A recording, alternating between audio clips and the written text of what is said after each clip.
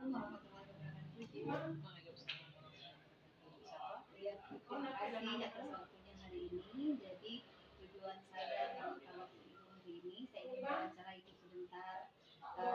Jadi tentang memenuhi tugas saya sebagai calon guru penggerak. Ini ada beberapa pertanyaan Ibu ya tentang mengambil keputusan. Ya, yang pertama langsung aja ya Bu ya. Saya ingin bertanya selama ini bagaimana Ibu dapat mengidentifikasi kasus-kasus yang merupakan dilema etika atau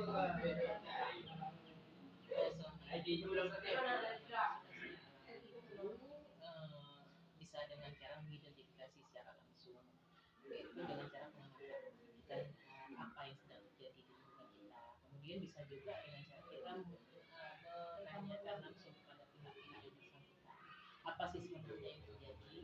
Jadi sebenarnya banyak cara untuk kita mengidentifikasi tengah terjadi apa.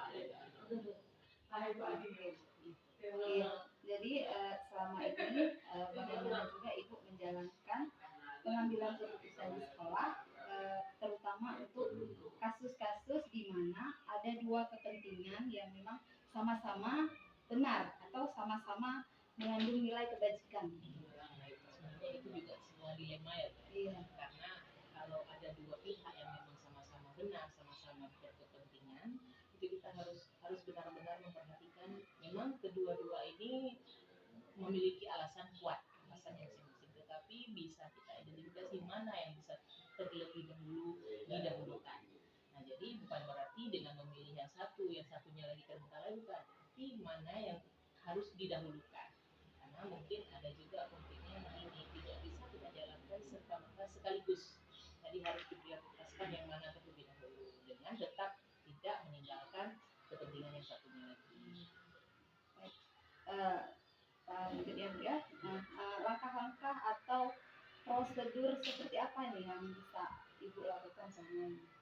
Kalau langkah-langkahnya tergantung konfliknya apa, tergantung dilemanya apa. Kalau memang masih bisa ditangani dalam waktu singkat, itu mungkin ketika saat terjadi langsung kita hadapi, langsung kita ambil tindakan. Tapi kalau memang dia agak kompleks permasalahannya, kita harus mengikuti beberapa langkah-langkah prosedur.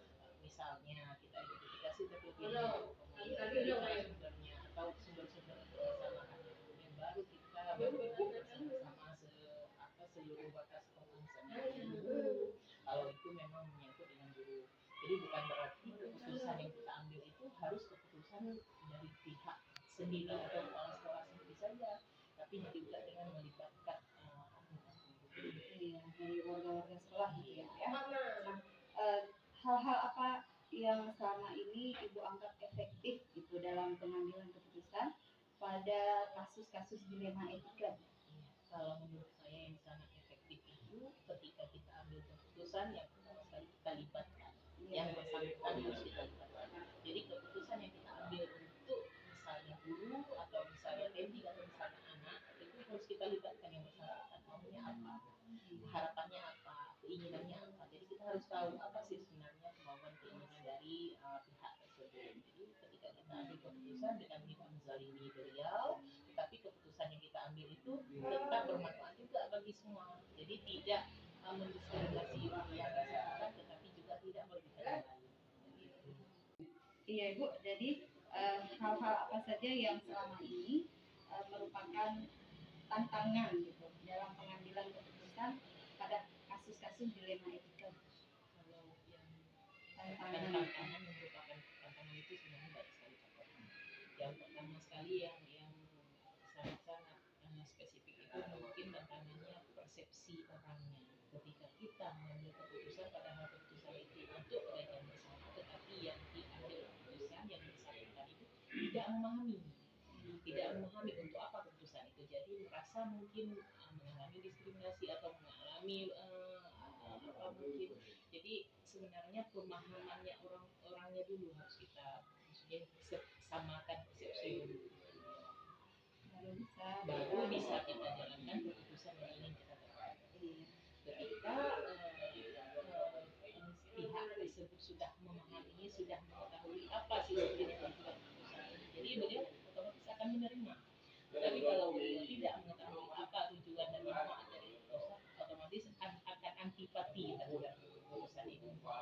memberikan ibu itu pemahaman. Iya. Ya. Baik. Apakah ibu memiliki sebuah jadwal atau jadwal tertentu dalam sebuah penyelesaian kasus kriminalika? Apakah ibu langsung menyelesaikan di tempat kejadian atau memiliki sebuah jadwal untuk menyelesaikannya, bentuk atau prosedur seperti apa yang ibu jalankan? Penyelesaian permasalahan kita ini mungkin tergantung apa dulu permasalahannya. Kalau saya yang sudah saya terapkan selama ini, ketika memang ada sebuah permasalahan, kesenjangan misalnya, kalau memang terjadi di saat itu dan memang harus diselesaikan karena mungkin tidak bisa dipending, ya ditunda, tadi mungkin harus diselesaikan segera karena dia harus kita lihat juga ini permasalahan ini kalau kita biarkan akan jadi bagaimana. Jadi tergantung dulu permasalahannya apa, kemudian untuk tata caranya atau prosedurnya, kalau memang masih bisa ditunda dan masih memerlukan identifikasi lebih lanjut, itu mungkin harus dilanjutkan, harus dipending. Tapi kalau memang permasalahan topiknya itu mungkin agak sederhana, bisa serta-merta sesuai langsung diselesaikan di tempat. Jadi tergantung apa dulu masalahnya. Baik Ibu, adakah seseorang atau faktor-faktor apa yang selama ini mempermudah Ibu atau yang membantu Ibu dalam pengambilan keputusan dalam kasus kriminalika ini? Kalau dikatakan seseorang, mungkin saya tidak merujuk atau menunjukkan kepada satu orang saja. Tetapi saya sebelum saya menjabat di kepala sekolah, sebelumnya saya juga pernah mengamati bagaimana sih sebenarnya sekolah itu.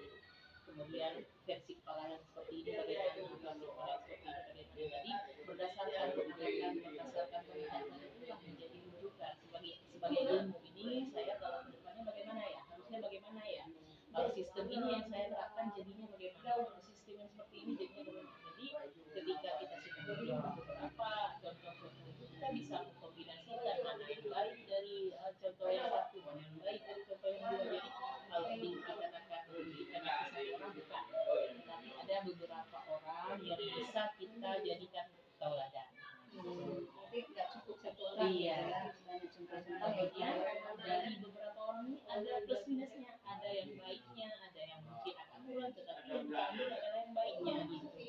Jadi jangan kita berpedoman kepada satu orang karena setiap manusia itu kan punya kelemahan, punya kekurangan dan kelebihan. Jadi otomatis pasti ada kelebihan, saya pun demikian. Tetapi setidaknya kita merefleksikan diri kepada orang yang memang memiliki karisma, kemudian memiliki kelebihan itu.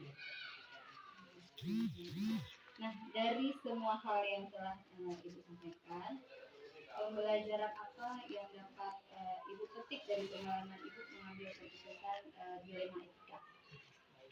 Sebenarnya kalau dikatakan pembelajaran banyak sekali. Jadi sambil belajar, ya sambil membelajarkan orang, saya juga belajar sendiri. Sambil memimpin, saya juga dipimpin. Secara tidak langsung saya memimpin dulu, tapi guru juga memimpin saya. Kalau menurut saya seperti itu. Karena apa? Dari karakter guru yang berbeda-beda itu secara tidak langsung mendewasakan saya. Jadi ketika kita berhadapan dengan guru yang seperti ini, begini loh sikapnya. Ketika berhadapan yang mungkin yang agak lebih muda, begini loh sikapnya. Jadi secara tidak langsung juga menjadi pembelajaran yang sangat bagus. Bisa menyesuaikan diri. Iya. Oke, terima kasih banyak Ibu. Hanya itu aja mungkin yang perlu kita bincang-bincang. Iya. Terima kasih banyak ya Bu atas waktunya. Oke, terima kasih juga.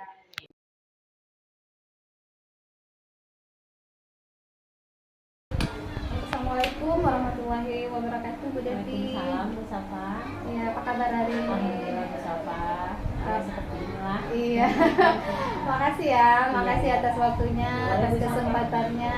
Ini tujuannya hari ini itu ya. Tujuannya datang ke sini mau bincang-bincang sedikit, mau ngobrol-ngobrol sedikit. Nanti ada sedikit satu dua, nggak banyak sih pertanyaannya ya. Boleh ya? Boleh Bu Safa. Oke, ini terkait dengan tugas saya sebagai calon guru penggerak. Iya. Jadi kami harus mewawancarai sekolah tentang pengambilan keputusan yang dilema atau merupakan rujukan moral gitu ya. Oke Bu, ini pertanyaannya, selama ini bagaimana Ibu dapat mengidentifikasi kasus-kasus yang merupakan dilema etika atau rujukan moral gitu Bu? Boleh Bu Safa ya. Alhamdulillah Bu Safa, hari ini kita diberi kesempatan untuk berjumpa ya. Kebetulan Bu Safa di SD kami juga ada CGP yang sama angkatannya dengan Ibu Safa. Beliau juga menanyakan seperti Bu Safa tanyakan sama kepada saya ya, bagaimana tanggapan atau dilema ya, dilema atau etika moral itu mungkin masih kurang familiar Bu Safa kita dengar ya. Mungkin istilah tersebut kalau kita dalam sehari-hari bisa kita dengar itu bermacam-macam. Kebetulan saya kalau dilema itu saya harus memahami dulu Bu Safa apa sih akar dari permasalahannya itu, supaya saya itu tidak salah dalam membuat keputusan. Secara mengumpulkan teman-teman wali kelas, kemudian apa sih yang dihadapi masalah, pertama-tama masalah itu kenapa? Itu dia Bu Safa. Oke Bu, jadi selama ini bagaimana Ibu menjalankan pengambilan keputusan di sekolah Ibu, terutama untuk kasus-kasus di mana ada dua kepentingan nih Bu ya, yang sama-sama benar atau sama-sama mengandung nilai kebajikan gitu Bu? Ya, boleh Bu Safa. Jika kepentingan itu sama-sama benar, saya akan melihat apakah benar-benar kebenaran itu benar-benar atau secara pribadi, untuk pribadi atau untuk semua. Terus misalnya di sekolah, apakah itu untuk kepentingan individu atau untuk semua warga sekolah. Terus saya juga harus melihat apa sih dampak dari keputusan saya ambil itu. Jadi untuk satu orang atau untuk Orang semuanya banyak, gitu iya, ya. Oke iya. Bu ya. Nah gini Bu, langkah-langkah atau prosedur seperti apa yang biasa Ibu lakukan selama ini dalam mengambil keputusan? Ya, boleh Bu Safa. Dalam saya mengambil keputusan selama ini, saya konfirmasi dulu kepada yang terlibat dalam permasalahan yang terjadi. Misalnya saya harus mendengarkan, saya itu begini Bu Safa, saya tidak harus mendengarkan dari satu orang aja.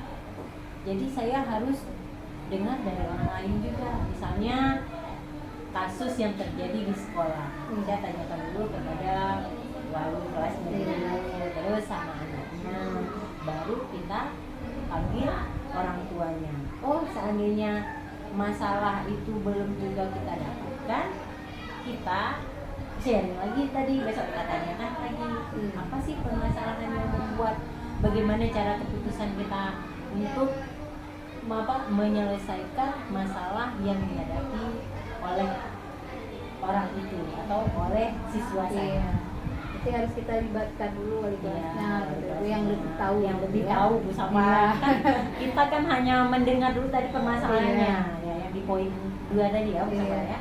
Iya, poin 3. Iya, poin 3. Oke, selanjutnya Ibu, hal-hal apa saja yang selama ini Ibu anggap efektif dalam pengambilan keputusan pada kasus-kasus dilema etika ini? Mungkin Bu Safa kan setiap permasalahan itu bukan melihat dari permasalahannya itu terus, tapi kita lihat dulu akarnya. Iya. Dari mana sih, apa sih yang dihadapi, yang penyebabnya dulu. Kemudian kayak tadi Bu Devi bilang, kita tanya dulu ke pihaknya atau kita berdiskusi dengan orang lain dulu untuk kita ambil secara objektif apa keputusan yang akan kita lakukan. Nah, ini yang poin yang kelima ya Bu ya. Hal-hal apa saja yang selama ini merupakan suatu tantangan dalam mengambil keputusan pada kasus-kasus dilema etika itu Bu? Kita mungkin misalkan dalam kita mengambil keputusan itu kita sering nggak puas ya, sering apa benar saya keputusan keputusan saya ini, atau keputusan saya salah. Jadi tapi kita sebagai seorang pemimpin itu nggak boleh kalah, ya. Selama keputusan yang kita buat itu sudah mementingkan semua pihak, nggak untuk kita sendiri. Jadi sebuah keputusan itu yang sudah kita ambil harus kita pertanggungjawabkan, suka atau nggak suka. Iya, benar. Itu dia. Itu kepentingan bersama gitu Itu ya. kepentingan kita bersama. Baik Ibu, ini yang ke poin yang ke-6. Apakah Ibu memiliki sebuah tata krama atau jadwal tertentu gitu, dalam sebuah penyelesaian kasus dilema etika ini? Apakah langsung menyelesaikan ketika begitu ada masalah, langsung menyelesaikan, atau memang ada jadwal untuk menyelesaikan satu permasalahan tersebut gitu, ataupun apa bentuk prosedur seperti apa yang Ibu jalankan? Ya, boleh Bu Sapa. Nah, jadi Bu Sapa selama ini itu nggak ada jadwal, nggak ada jadwal permasalahan itu, nggak ada jadwal untuk menyelesaikan kasus itu nggak ada. Tapi kalau kita namanya di sekolah ya Bu Sapa ya, kalau misalnya masalahnya kecil, ya kita selesaikan di hari itu terus. Tapi kalau misalnya masalahnya besar, kita tanyakan dulu apa masalahnya, kita tanyakan sama wali kelasnya, kita tanyakan dulu sama muridnya. Nah, jadi kalau misalnya memang benar-benar tidak bisa diselesaikan, baru kita panggil pihak yang terkait dengan permasalahan itu yang harus kita selesaikan secepat-cepatnya. Tidak boleh berlarut-larut persoalan. Gitu dia. Iya. Jadi Ibu, adakah seseorang atau faktor-faktor apa yang selama ini mempermudah begitu, atau ada yang membantu Ibu dalam pengambilan keputusan untuk kasus-kasus dilema etika ini? Ada, alhamdulillah Bu Sapa.